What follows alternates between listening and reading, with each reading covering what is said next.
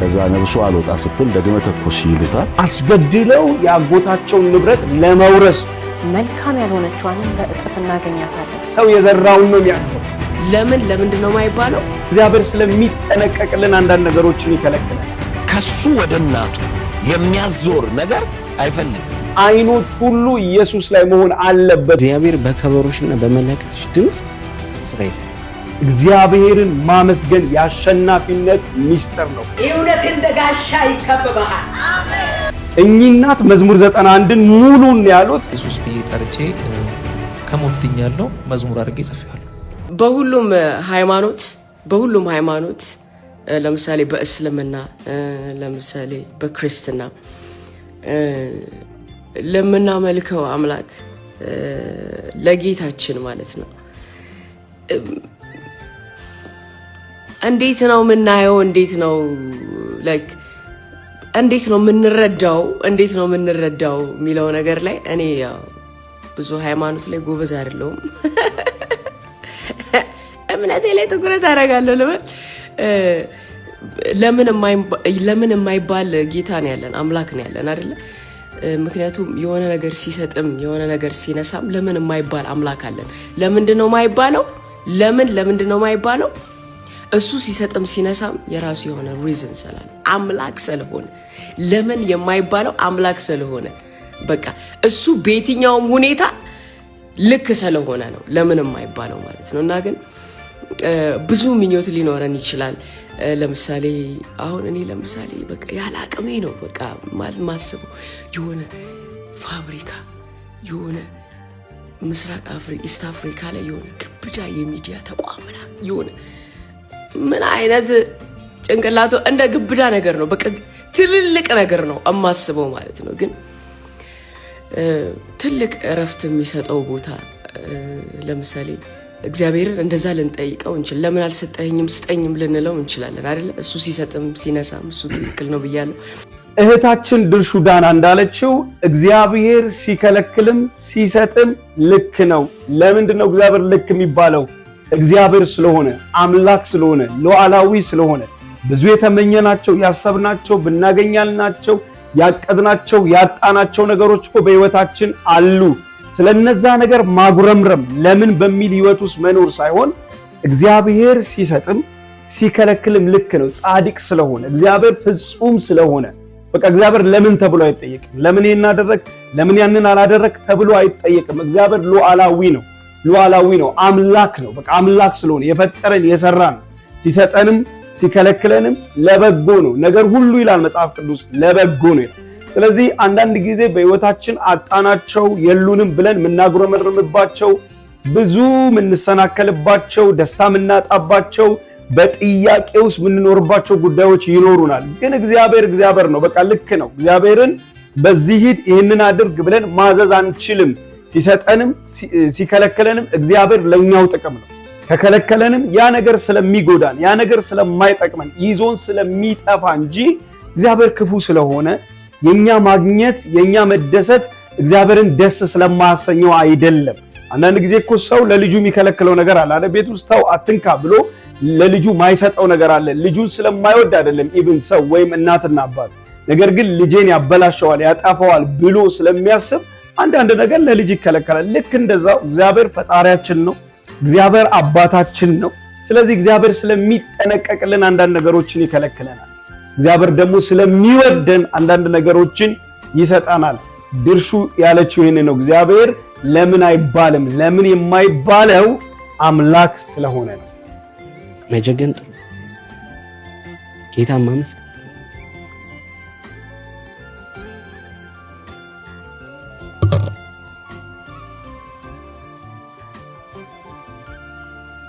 አይታችኋል። እዚህ ጋር ከውስጡ ፈንቅሎ የሚወጣው በቃ ያለፈበት የመጣበት ነገር እኮ ነው። ከውስጡ ፈንቅሎ ይወጣል። በመቻላቸው ውስጥም ባለመቻላቸው ውስጥም ያመስገን። እሱ አቅሜ ነው ለኔ ትልቅ ማለፌ።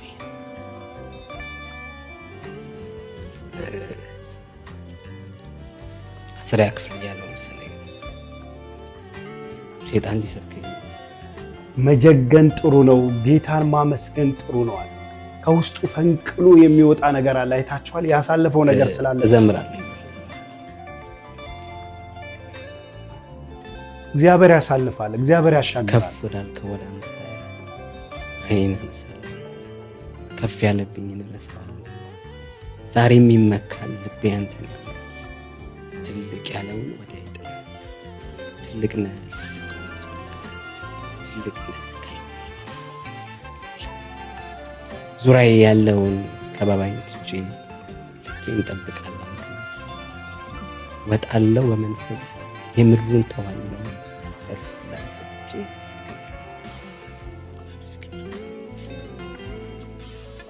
መዘመር አቅም ብርታት ነው፣ ችሎታ ነው፣ ማለፊያ ነው፣ ጦርነቱን ድል ማድረጊያ ነው። እኔ ይላል በሰልፉ መካከል መዘመር ታሪክ ብቻ እንዲሰራልሽ አያደርግም፣ የታሪኩ አካል ነው። የታሪኩ አካል ነው። እግዚአብሔር በከበሮሽና በመለከትሽ ድምጽ ስራ ይሰራል። በደስታ መሞላት ጌታም መልካም። በመቻላችሁም ባለመቻላችሁ ውስጥም እግዚአብሔርን አመስግኑት። አንዳንድ ችግሮቻችን፣ አንዳንድ ፈተናዎቻችን፣ አንዳንድ ተግዳሮቶችን የምንወጣው በማጉረምረም በመጮህ በማልቀስ አይደለም፣ በማመስገን። አንዳንድ ነገር ላይ አካሄድ መቀየር አለብን። ማመስገን መጀመር አለብን። ችግሩ እያለ መከራው እያለ ጥያቄው እያለ ፈተና እያለ ማመስገን አለባችሁ። እግዚአብሔርን ማመስገን ከችግሩ ይልቅ ከነገሩ ይልቅ ከፈተናው ይልቅ ምስጋና ለምናመልከው አምላክ ዕውቅና መስጠት፣ ችግሩን ማሳነስ ነው። መከራውን እግዚአብሔርን ማተለቅ ነው። እግዚአብሔርን ከፍ ማድረግ ነው ምስጋና። ስለዚህ አንዳንዴ ችግር ውስጥ ስትሆኑ፣ መከራ ውስጥ ስትሆኑ፣ ሐዘን ውስጥ ስትሆኑ፣ አለመቻሉ ስትሆኑ ራሱ እግዚአብሔርን ማመስገን አለባችሁ። የምታመሰግኑት እግዚአብሔር ድልን ይሰጣችኋል። የምታመሰግኑት እግዚአብሔር አሸናፊነትን ይሰጣችኋል። ይሄ ወንድም ከውስጡ ሲቃ የተናነቀው የሚያወራው በምስጋና ውስጥ ያለፈው ህይወት አለ። በምስጋና ውስጥ የተሻገረው ህይወት አለ። ለዚህ ነው አያችሁ፣ በመቻላችሁ ውስጥም ባለመቻላችሁ ውስጥም እግዚአብሔርን አመስግኑ፣ ለእግዚአብሔር ዘምሩ፣ ተቀኙነት ያለው ምስጋና ውስጥ ድል ስላለ፣ ምስጋና ውስጥ ከፍታ ስላለ፣ በምስጋና ያሳለፋቸው ዓመታት ስላለ። ስለዚህ አንዳንድ ጊዜ በፈተናዎቻችሁ፣ በችግሮቻችሁ፣ በመከራዎቻችሁ፣ በጥያቄዎቻችሁ ተከባችሁ ማመስገንን ልመዱ። በምስጋና ውስጥ ያለ ሰው ድልን ያያል። በምስጋና ውስጥ ያለ ሰው ብሩህ ቀንን ማየት ይችላልና እግዚአብሔርን ማመስገን የአሸናፊነት ሚስጥር ነው። ስናገኝም ስናጣም፣ ዝቅ ስንልም ከፍ ስንልም እግዚአብሔር ይመሰገናል። የማርያምን ጉዳይ ኢየሱስ በምድር በነበረበት ዘመን ለአንድ ቀን አስተምሮ አያውቅም። የተለየች እንደሆነች ትውልድ ሁሉ ብፅዕት ይለኛል ብላ ተናግራለች። እውነት ነው። በመንፈስ ቅዱስ ብላለች። አዎ ብፅዕት ናት፣ ብሩክ ናት፣ የተለየ ጸጋ አላት። ምንም ጥያቄ የለም። በኢየሱስ አስተምሮ ውስጥ ግን ወደሷ የሚያመለክት ምንም አይነት ትምህርት የለም። ተቃውሞ ግን አለ። አየህ፣ አንድ የሆነ አስተሳሰብ አለ። ቅድም አዳም የእግዚአብሔር ልጅ ነው የሚል ሐሳብ ከድሮ ጀምሮ ተያይዞ የመጣ እንደምንለው አንድ የሆነ አስተሳሰብ አለ። ያንን አስተሳሰብ እንዴት ሴት ጮክ ብላ ተናገረችው? ምን አለችው? ጌታን አንተን ያጠቡ ጡቶች እንዴት የተባረኩ ናቸው አለች። ምን አላት? የተባረኩትስ አላት የእግዚአብሔርን ቃል ሰምተው። ኢየሱስ ባህል እንድትፈጥርለት አይፈልግም። የመለኮት ቃልና ፈቃድ ብቻ እንዲሆን ነው የሚፈልግ። ኢየሱስ ታሪክ ሌላ ይሄ እመለስበታለሁ ወደ ቪዲዮ። ሐዋርያው ዘላለም ጌታቸው እያለ ያለው ምንድነው? ኢየሱስ ቤተሰባዊ ባህል እንድንፈጥርለት ሳይሆን የመለኮትን ሐሳብ ለመፈጸም ነው የመጣው። እዚህ ጋር ተያይዞ እንደ ሐሳብ ያነሳው ምንድነው? አንድ ሴት ጮክ ብላ ወንጌል ላይ የተጻፈ ነው፣ አንተን ያጠቡ ጡቶች እንዴት የተባረኩ ናቸው ስትለው ጌታ ኢየሱስ የመለሰላት መልስ የተባረኩትስ የእግዚአብሔርን ቃል ሰምተው የሚያደርጉ ናቸው ብሏልና ኢየሱስ ቤተሰባዊ የሆነ ታሪክ ቤተሰባዊ የሆነ ዝምድና የሆነ ነገር ለማራመድ አልመጣም። የመጣው የመለኮትን ሐሳብ ለማስፈጸም ነው። ይህን ነገር እንግዲህ የሚያያይዘው ከሌሎች እምነት ጋር በተያያዘ ሰዎች የሚያነሱት ሐሳብ አለ የራሳቸው። እንዴት የጌታ እናት ሆና ጌታን ወልዳ የሚለውን ሐሳብ ነው። አዎ እመቤታችን ቅድስት ድንግል ማርያም ከሴቶች ሁሉ የተለየች ናት። ጸጋ የሞላባት ናት። እንደ ሁሉ አይነት ሴቶች እኩል አይደለችም፣ የተለየች ናት። እርሷ የጌታችን የኢየሱስ ክርስቶስ እናት ናት። ያ ማለት ግን ወንጌል ላይ ያልተጠቀሰን፣ መጽሐፍ ቅዱስ ላይ የሌለን፣ ሐዋርያት ያላስተማሩትን ጌታ ኢየሱስ ክርስቶስ በምድር በነበረበት ጊዜ ያላለውን ነገር ማስተማር የለብንም። ምክንያቱም ጌታ ኢየሱስ ቤተሰባዊነትን ሳይሆን ለማስቀጠል የመጣው የመለኮትን የአባቱን ፍቃድ ነው እያለ ነውና፣ እስቲ ቪዲዮን እንቀጥል። ስለ አባቶቻችሁ ወግ እኮ ነው ያላቸው። የእግዚአብሔርን ቃል ታልፋላችሁ። በቃልና በአባቶች ወግ በሰዋዊ አይምሮ አስተሳሰብ መሃል ኢየሱስ ከፍተኛ ልዩነት እንዳለ ነው የሚነግርህ። ስለዚህ የምትመለከተው ምስጢርና ስርዓት በደንብ ግልጥ ነው ማለት። ኢየሱስ እንዲህ አይነት አትኩሮት የሚያስቀይር ከሱ ወደ እናቱ የሚያዞር ነገር አይፈልግም። ለምን? እሱ ራሱ የአብን ፈቃድ ሊያደርግ መጣ እንጂ ቤተሰባዊ የስልጣን ሽግግርና ውርርስ ሊያደርግ አልመን። ይሄ በደንብ ግልጥ መሆን አለበት ለትውልድ። ሐዋርያው ዘላለም ጌታቸው ሲቀጥል ምንድን ያለው?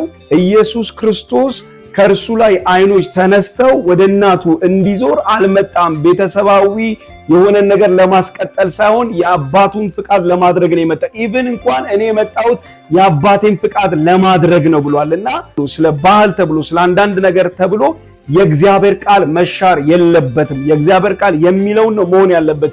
ትውልዱ መረዳት ያለበት ያንን ነው።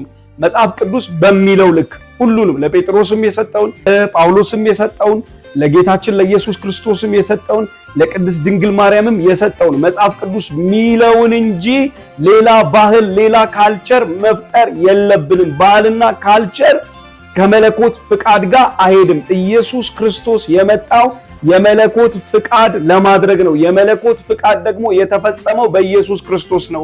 አይኖች ሁሉ ኢየሱስ ላይ መሆን አለበት እንጂ እንደዚህ ቤተሰባዊ የሚባል እናት የሚባል ወንድም የሚባል እህት የሚባል ነገር መኖር የለበትም የሚል ሐሳብ ነውና እንግዲህ በመጽሐፍ ቅዱስ መሞገት ትችላላችሁ፣ የራሳችሁን ሐሳብ መስጠት ትችላላችሁ። ያነሳቸው ጥቅሶች አሉ፣ ሐሳቦች አሉ። እርሱ የተረዳበት መረዳት ነው። የራሳችሁን አስተያየት ደግሞ መስጠት ትችላላችሁ። ሳውዝ አፍሪካ የወሰዳቸው ከፍሎ ከዛ አብረውት እየሰሩ ያድጋሉ። የብዙ ሱቆች ባለቤት የሆኑና ከዕለታት በአንድ ቀን እነዚህ የቶቹ ልጆች ይመካከራሉ። ለምን አጎታችንን ገለን ያለውን ንብረት አንወርስም ይሉና እንግዲህ አጎታቸው ነው ደቡብ አፍሪካ ወስዷቸው ነው። የዚህ ቪዲዮ ምናልባት ወደኋላ ሄዳችሁ ከሰማችሁ አጎታቸው ነው። የእህቱ ልጆች ናቸው፣ ሁለት ናቸው። ደቡብ አፍሪካ ወስዷቸው እንዲሰሩ አብረው እንዲነግዱ አድርጓቸዋል። ያ የተፈጠረውን ታሪክ ነው ፓስተር ሳሚ ሴፉ ሾው ላይ ቀርቦ እየነገረን ያለው። ይጠሩታል ወደ ሱቁ እና እሱም ምሳ ለመብላት ከእህቶቹ ልጆች ጋር ይመጣል። ሲመጣ እነሱ ሞት ነፍሰ ገዳይ ገዝተው ሞት ደግሰው ነው የጠበቁት። ግባ ይሉታል። ከዛ በኋላ ከገባ በኋላ ከጓዳ ያለው ነፍሰ ገዳይ እንዲወጣ ያደርጉና ይተኩስበታል። እዛው ሲንፈራፈር ይታያል። ከዛ ነብሱ አልወጣ ስትል ደግመ ተኩስ ይሉታል። እዛው ገንዘብ ሲለዋወጡ ይታያል። መጨረሻ ምንም እንዳላደረጉ ፕሪቴንድ አድርገው ለቅሶ ቦታ ላይ እጃቸውን ጭንቅላታቸው ላይ አጎቴ እያሉ ይሄዳሉ። ዘን መጨረሻ ለካ ከመሞቱ በፊት ሲሲቲቪ ካሜራ ሱቁ ላይ አስገጥሟል። እሱ ከአምስተኛው ቀን በኋላ ሲሲቲቪ ካሜራው ሲፈተሽ በቁልጭ አድርጎ ካሜራው ያሳያል። ሲያስገድሉ ልጅ እንግዲህ አስቡ፣ ነብሱ ልትወጣ ስትጣጣር ድገመው ተኩስበት ሲሉ ይታያል። እና እነዚህ ሰዎች አሁን ታስረው ነው ያሉት። እና ብዙ ከዚህም የከፋ ታሪክ ሳውዝ አፍሪካ ላይ አለ። ግን እግዚአብሔር ያያል። የሰው ልጅ ጭካኔ፣ የሰው ልጅ ክፋት ሀገራቸው አውጥቶ ደቡብ አፍሪካ አምጥቶ ስራ ሰጥቷቸው አብረውት እየሰሩ ይሄ የስግብግብነት ጥግ ሰውየውን አስገድለው ንብረት ከሰው ልጅ ህይወት ይልቅ ከሰው ልጅ ነገር ይልቅ ገንዘብን ንብረትን ማስቀደም። ለዚህ ነው መጽሐፍ ቅዱስ ሲናገር ገንዘብን መውደድ የኃጢአት ሁሉ ስር ነው ይላል። እነዚህ ሰዎች ከሰውየው ጋር ችግር የለባቸውም፣ ጥላቻ የለባቸውም። እሱ ሳሚ ሲነግረን እንደሰማችሁት ሌላ አይነት ክፉ ነገር የለባቸውም። ነገር ግን ገንዘብን በመመኘት ሀብትን በመመኘት የአጎታቸውን ንብረት በመመኘት አስገድለው የአጎታቸውን ንብረት ለመውረስ ካላቸው ነገር የተነሳ ገዳይ ቀጥረው አስገደሉ። የሚገርመው ነገር ደግሞ ለቅሶ ላይ ተገኝተው ያለቅሳሉ፣ ይጮሃሉ። ያስገደሉት እኮ እነሱ ናቸው። ነገር ግን እግዚአብሔር አምላክ አታምልጡ ሲላቸው፣ ሊያስይዛቸው፣ ሊያጋልጣቸው የዚህን ሰው ደም እግዚአብሔር አምላክ በከንቱ እንዳይፈስ ስለፈለገ ሲሲ ካሜራው ሲፈተሽ ሲታይ ሱቁ እነዛ ሰዎች ያንን አድርገዋል። ወገኖች ሆይ ይኸውላችሁ ሰው በምድር ላይ የዘራው ያንን ነው ያጭዳል። የዘራውን ነው የሚያጭደው። በቆሎ ዘርተን ስንዴ አናጭድም። ስንዴ ዘርተን ደግሞ በቆሎ ሰው የዘራውን ነው የሚያጭደው። አንዳንድ ሰው ተደብቆ ሰው ይበድላል። አንዳንድ ሰው ተበድሎ ሰው ላይ ክፋት ይሰራል። አንዳንድ ሰው ሰው ሳያየው የሰውን ነገር ይቀማል። አንዳንድ ሰው ሰው ሳያየው የሰውን ነገር ያበላሻል። ሞኝ ነው ያ ሰው። ፈጣሪ እንዳየው አያውቅም። ወዲያውኑ የዛኑ ቀን ያደረገው ነገር በእጥፍ በሌላ መንገድ ህይወቱ ላይ ተከፍሎታል። የህይወት ትርጉምና አኗኗር ይሄ ነው ዘይቤው። ያደረግናት ጥሩ ያደረግናትን ነገር በእጥፍ እናገኛታለን። መልካም ያልሆነችዋንን በእጥፍ እናገኛታለን። ሞኝ ሰው ነው ተደብቆ ሰውን የሚበድለው። ሞኝ ሰው ነው ተበድሎ ሰው ላይ ክፋት የሚሰራው። ሞኝ ሰው ያልገባው፣ ያልሰለጠነ፣ ያልተማረ፣ ያላወቀ ጭንቅላቱ ያልዳበረ ሰው ነው ተደብቆ ሰው ላይ ክፋት የሚሰራው። አንድ ሰው ተደብቆ ሰው ላይ ክፋት የሚሰራ ከሆነ ሰው ላይ የማይደረግ ነገር የሚያደርግ ከሆነ የራሱን ህይወት በፍቃዱ በራሱ ሆን ብሎና አስቦ ተመኝቶ በቃ ይሄ ማመልከቻ አስገብቶ እስከምንል ድረስ ጠይቆ ህይወቱን እያስበላ ነው፣ እድሜውን እያስቀነሰ ነው። በቃ ህይወት እንደዚህ እንደነዚህ አይነት ሰዎች እነሱ ተደብቀው ነው አጎታቸውን ያስገደሉት። ሰው አያየንም ብለው ነው ለቅሶ ላይ ጮሁት። ግን እግዚአብሔር ያያል። ሰው የዘራውን ነው የሚያጭደው። ሰው የዘራውን ነው የሚያጭደው። አንዳንድ ሰው አለች ሞኝ ነው፣ አላዋቂ ነው። አላዋቂና ሞኝ ማለት ሰው አያየኝም ብሎ ክፋትን የሚያደርግ ጉድጓድ የሚቀፍር ውድቀትን የሚያደርግ የህይወት መርሁ ደግሞ እሱ ነው። ሰው የዘራ አይነኑ ያለ ዘር ሲበቅል ደግሞ እጥፍ ነው፣ በእጥፍ ነው የዘራናት እያንዳንዷ ነገር። ሰው አያየንም ብለን ከሰው ተደብቀን ያደረግናት እያንዳንዱ ነገር መኸር ሆኖ ይመጣል፣ በቅሎ ይመጣል። የማጨድ ግዴታ ውስጥ እንገባለን። ክፋትን የሚዘራ ክፋትን ያጭዳል፣ መልካምን የሚዘራ መልካምን ያጭዳል። ይሄ እኮ የመጽደቅ ያለ መጽደቅ ጉዳይ፣ መንግስተ ሰማያት የመግባት ያለ መግባት ጉዳይ የሆነ የፍርድ ቀን ላይ ይከፈለኛል የምንለው ነገር አይደለም። እዚሁ በምድር እያለን በስጋ እያለን እናጭዳታለን። እያንዳንዷን ነገር እያንዳንዷን ተደብቀን በክፋት ያደረግናትን የሄድንባትን ነገር እያንዳንዷን ነገር እናጭዳለን። ስለዚህ መልካም መሆን ይሻላል፣ በጎ መሆን ይሻላል። ገንዘብ በመመኘት ስልጣን በመመኘት ዝና በመመኘት የተለያየ አይነት ምኞት ውስጥ በመግባት ክፋትን ከማድረግ ክፋትን ከመዝራት መመለስ ይሻለናል። ለሁላችንም ነው ይሄ ለሰው ልጅ ሁሉ የሚሆን ነው። በቃ ይሄ ዓለም የዘር ዓለም ነው። ሰው የዘራውን የሚያድበት ዓለም ነው። መጽሐፍ ቅዱስ ሲናገር አትሳቱ፣ እግዚአብሔር አይዘበትበትም፣ ሰው የዘራው ያንኑ ያጭዳል ነው የሚለው የእግዚአብሔር ቃል። ስለዚህ የእግዚአብሔር ቃል ደግሞ እውነት ነው። የእግዚአብሔር ቃል ሕያው ነው። የእግዚአብሔር ቃል የሚሰራ ነው ካለ ይሆናል። ስለዚህ የዘራነውን የምናጭድ ከሆነ መልካምን ነገር እንዝራ፣ መልካምን ነገር እናድርግ። መልካምን ነገር ከመስራት አንድከም፣ አንታክት። ለምን? መልካም ነገር መልሶ ይከፍለናል።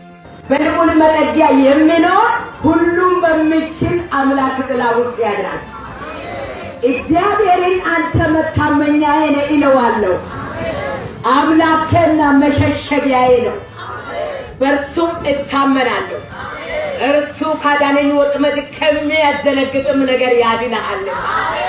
በላቦቹ ይጋረዳሃል፣ በክንፎቹ በታች ትተማመናለህ። እውነት እንደ ጋሻ ይከበበሃል። ከሌሊት ግርማ፣ በቀን ከሚበር ፍላጻ፣ በጨለማ ከሚሄድ ክፉ ነገር፣ ከአደጋና ከቀትር ጋኔን አትፈራ። በአጠገብህ 1000 በቀኝህም 10,000 ይወድቃሉ፣ ወደ አንተ ግን አይቀርቡም። በዓይኖችህ ትመለከታለህ፣ የኃጢአትን ብዛት ታያለህ። አቤቱ አንተ ተስፋዬ ነህና ልዑልን መጠጊያህ አድርገህ ክፉ ነገር ወደ አንተ አይቀርብም፣ መቅሰፍትም ወደ ቤትህ አይገባም። በመንገድህ ሁሉ ይጠብቁህ ዘንድ መላእክቱን ስላንተ ያዛቸዋልና እግርህን በድንጋይ እንዳትሰናከል በእጆቻቸው ያነሱሃል። በተኩላና በእባብ ላይ ትጫማለህ፣ አንበሳውና ዘንዶንም ትረግጣለህ። በእኔ ተማምኗልና አስጥለዋለሁ፣ ስሜንም አውቀዋልና እጋረደዋለሁ። ይጠራኛል፣ እሰማለትማለሁ። በመከራው ጊዜ ከእርሱ ጋር እሆነዋለሁ፣ አድነዋለሁ፣ አከብረዋለሁ። ረጅም ዕድሜ አጠግበዋለሁ፣ ማዳኔንም አሳየዋለሁ። እኚህ እናት መዝሙር 91ን ሙሉን ያሉት ምንድነው የሚያስገርመው ካላችሁ ይሄ እየሆነ ያለው በኢትዮጵያ ኦርቶዶክስ ተዋሕዶ እምነት ተከታዮች ዘንድ ነው። አንድ እናት ተነስተው መዝሙር 91ን እያነበቡ በዛ የሚገኙ የኢትዮጵያ ኦርቶዶክስ ተዋሕዶ ቤተክርስቲያን ምዕመናን ደግሞ አሜን እያሉ እየተቀበሉ ነው ያሉትና ይሄ ይበል የሚያስብል ከተለያዩ አይነት ገድሎች ወጥተው ለእግዚአብሔር ቃል ቦታ መስጠት የዚህን ያህል የእግዚአብሔርን ቃል መረዳት መጀመር በራሱ ትልቅ ነገር ነው። ደቡብ አካባቢ አክቹአሊ የዚህ የፕሮቴስታንቱ ወይም የወንጌል አማኙ ተጽዕኖ ስላለ አብዛኛው ሰው ለመጽሐፍ ቅዱስ ቅርብ ነው።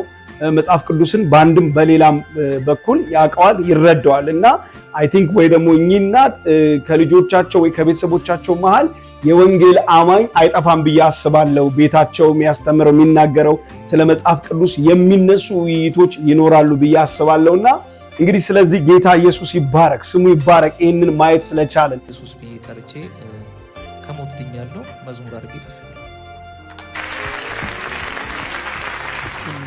ቀጥሎ የሚዘምርልን መዝሙር የመጣበት መንገድ ከእውነተኛ ታሪክ ነው። ከሞት አምልጬ ነው፣ ከሞት ድኜ ነው፣ ያ የዳንኩበትን መዳን፣ ያ ያመለጥኩበትን ማምለጥ፣ ያ የተሻገርኩበትን መሻገር ነው መዝሙር አድርጌ የጻፍኩት። እንዲሁ ግጥም መጥቶልኝ ዝም ብዬ ሐሳቤ ላይ መጥቶልኝ ሳይሆን እያለ ነው ወንድማችን። ይሄ መዝሙር ለኔ ያመለጥኩበት ኢየሱስ ብዬ ጠርቼ ከሞት አምልጬ ኢየሱስ ብዬ ጠርቼ ከሞት ተሻግሬ ነው ይሄንን መዝሙር የጻፍኩት። ልክ መዝሙረ ዳዊት እንዳለው በእኔና በሞት መካከል አንድ እርምጃ ቀረ፣ በጨነቀኝ ጊዜ እግዚአብሔርን ጠራሁት እንዳለ ይሄ ወንድማችን ዘማሪው በሞትና በሱ መካከል አንድ እርምጃ የቀረበት ሲቹዌሽን ላይ ነበር አንድ ሰሞን። በዛ ጊዜ ኢየሱስን ጠርቶ አመለጠ። ያ ያመለጠበትን ማምለጥ ነው መዝሙር አድርጎ የጻፈው። ኢየሱስ በሞትና በኔ ኢየሱስ ሲቀር አንድ እርምጃ ኢየሱስ አበቃለት ሲባል ኢየሱስ ስም ጣልቃ ገባ። ኢየሱስ ዛሬ ሁሉም አልፎ ኢየሱስ ቆሜ ብዘምርህ ኢየሱስ ያንሳል እንጂ አይበዛም። ኢየሱስ ለስም ክብር